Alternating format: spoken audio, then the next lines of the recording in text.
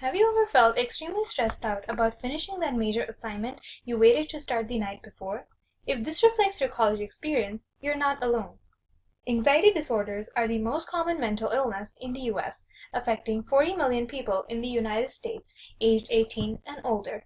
Stress and anxiety are a common factor of life. Everyone experiences these negative feelings to certain degrees and in different ways. Many people suffer from stress and anxiety even without knowing it.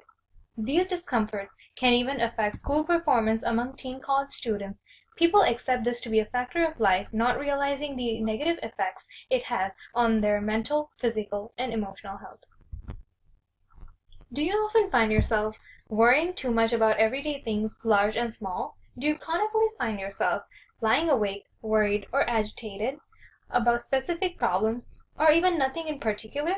Do you start sweating before a big test, stage performance, class presentation, or other significant event? Do you tend to avoid a social situation for fear of being judged, embarrassed, or humiliated? Are you obsessed about having everything perfect or organized, and if not, you keep starting over? If you answered yes to any of these questions, you might be suffering through everyday anxiety or anxiety disorder. The difference between the two is that everyday anxiety can be for a particular thing that is bothering you. This is mostly normal. It happens with everyone at some point, whereas anxiety disorders run in families, and that they have a biological basis, much like allergies or diabetes and other disorders. Anxiety disorders may develop from a complex set of risk factors, including genetics, personality, and life events. Stress and anxiety can be a very overwhelming presence in our lives, especially as they relate to school. Certain situations can make us feel a bit panicky. Our hearts race, we fret, lie awake late at night in the sweat, second-guess ourselves, imagine what could be, and scan our worlds for clues about what is going to happen. The unknown is uncomfortable and makes us uneasy, leaving a sense of threat that causes stress and anxiety to arise. That homework assignment that was going to be simple and take no time is now causing stress that will eventually result in anxiousness. Although it doesn't stop there, anxiety makes people more likely to suffer from panic disorders and depression. Many students attempt to cope with those conditions by drinking alcohol and using drugs. Others deal with their anxiety by withdrawing from college, skipping classes, and holding up in their dorm rooms for days at a time. As you can see, there is a need to recognize the negative effects of anxiety and stress and write them from our lives, especially a teen experiencing all the new and overwhelming things college has to throw at them. Stress and anxiety cause our body to react in an uncomfortable way. As a result, we feel a powerful urge to somehow find a solution to end this discomfort.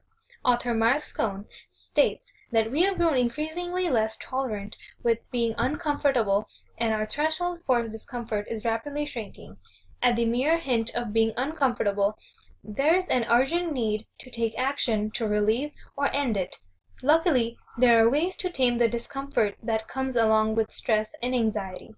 Knowing that our ability to manage discomfort can play a critical role in performance, ultimately determining who succeeds and who falters, makes it all the more important to read these discomforts from our lives.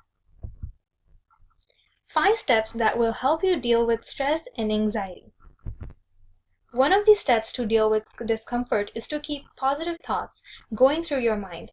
Although at times keeping a positive attitude may seem like a difficult task, positivity gives a different outlook to bad situations. Another way to cut stress and anxiety from your life is to value and tolerate imperfections. Think about the last time you bickered with a loved one. It likely sprang from a place where someone's expectations were too high or idealistic. This conflict arose from a situation where perfection was expected, so to eliminate the minimal stress, refraining from trying to be perfect would be ideal. Something else that will reduce the amount of discomfort experienced is to stop procrastinating. Stop putting work off. Just start. Break it down into small steps to form a plan. Procrastinating results in feeling more agitated and overwhelmed. Along with previous steps, facing our fears will make a huge difference in the way you view discomforts. When you're able to face your fears, the things that once seemed stressful or made you anxious will seem like nothing more than a passing thought. Lastly, to cope with the discomfort, stop multitasking and slow down. Experts estimate that switching between tasks can cause a 40% loss in the productivity. This simple means take your time with one thing at a time. When multitasking, everything becomes more complicated and makes your brain work harder than necessary. Hope these steps will help successfully disengage your brain's reaction to discomfort, stress, and anxiety, improve your college performance, and lead to a more comfortable life.